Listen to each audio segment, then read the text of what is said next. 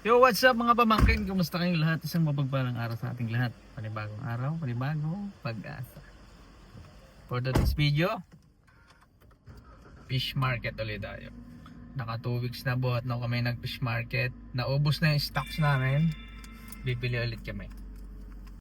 So ayun nga mga pamangkin, kung mapapansin nyo at napapanood nyo yung aking mga video, ay halos nga every 2 weeks ay pumupunta kami doon sa may fish market para nga makabili at saka makapili ng medyo sari-sariwa ng mga isda. Lahat din kasi ng supermarket dito sa malapit ay doon din kumukuha ng mga isda, kaya mas maganda talaga doon tayo pumunta sa may bagsakan. Malapit lang din naman ito sa tinitirhan namin, 10 to 15 minutes ay nandun ka na basta walang masyadong traffic. At ang pinakamagandang oras na pagpunta dito ay mga alas 8 hanggang alas 10 ng umaga, at yung mga oras na yun talaga ay maaabutan mo ang pagsasalansan pa nila ng mga isda. Kaso lang alas 11 na ngayon, medyo tinanghali kasi ako ng bunot kaya na late na. Andito na ulit tayo, bibili tayo na naman ng isda. Baka tayo magkapalikpik.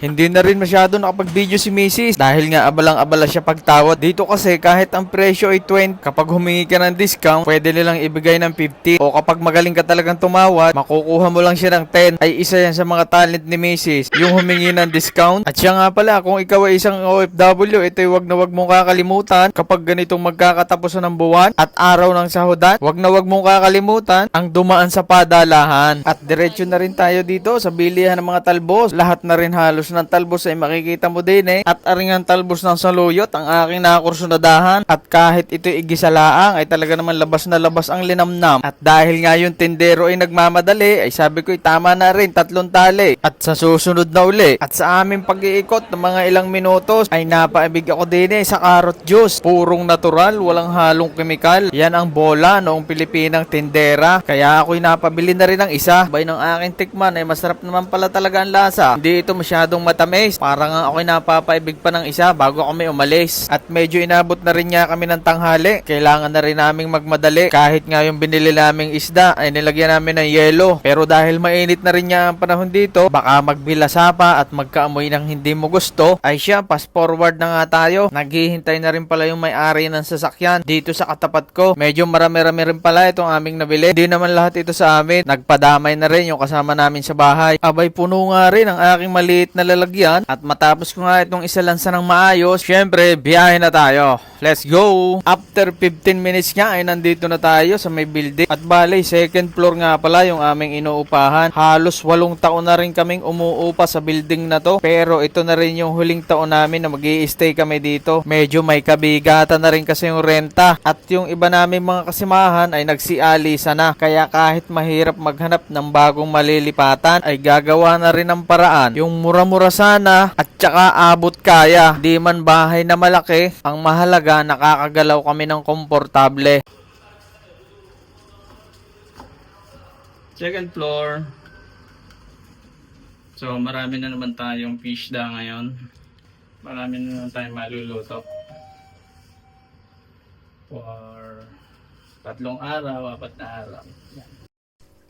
Welcome nga pala kayo dito sa amin tinitirhan. Dito yung sinasabi ko sa inyong 8 taon naming pinagtitiisan. Ako naman ay nagbibiro lang. So ito na nga yung aming mga pinamili. At ang una ko nga di yung binuksan ay aring halaan. Ito kasi ilagay sa tubig dapat para kapag aking niluto ay hindi maglalasang dagat. At bago ko ito lutuin ay dapat munang pasukahin para mabawasan at matanggal yung mga buhangin. Kailangan din itong mapabuka para yung mga ibang kinain ay maisuka. Ang presyo nga pala nito ay 20 per kilo, dahil nga si Mrs. sa paghingi ng discount ay may talento, ay ibinagay na ito ng 10 kada kilo. Laking bagay din talaga kapag may Mrs. kang ganito. Sabi ko nga ay wala ka namang kasalanan, pero panahingi mo ng tawad. At ang sagot nga niya sa akin ay garne. Hindi naman ikayan ibibigay kong sila'y lugi. At ari pa nga ang isa naming nabili, pusit na sariwa. Anong sarap na rin kapag inadobo sa toyo na may suka. Sa halagang 20 rin per kilo ang aming kuha. At ito naman yung isda na bago ko bilhin ay aking pinag-isipan sapagkat ang presyo nito ay talagang may kamahalan. Sibas yan dito kung tawagin. Sa pagkakaalam ko, ang isdang ito, ang tawag sa atin ay apaha. Pero kapag natikman mo ay talagang napakasarap. Masarap din ito kapag ang luto ay sweet and sour o pwede ring inihaw. Ano nga palang tawag ninyo sa isdang ito? Basta sa pagkakaalam ko, ang tawag namin dito ay tingin. Meron namang nagsasabi ito ay matambaka dahil nga malalaki daw ang mata. Pero minsan narinig ko rin ang tawag nila sa isdang ito ay mulaga. Bumili na rin kami nitong maliit na Gigi. Pwede na rin tong iprito. O kaya mas mabango kung isasaing mo na may dahon ng saging. Pagkatapos nga ay ang linisan ay syempre ilalagay sa baonan at halos magpantay-pantay pa nga ang mata sa tindi ng pagkakakamada. At ilalagay ko na nga yan sa freezer para umabot hanggang sa susunod na winter. Baka magreklamo na mag-iinom nito dahil wala na siyang paglalagyan ng yelo at sabay nga ang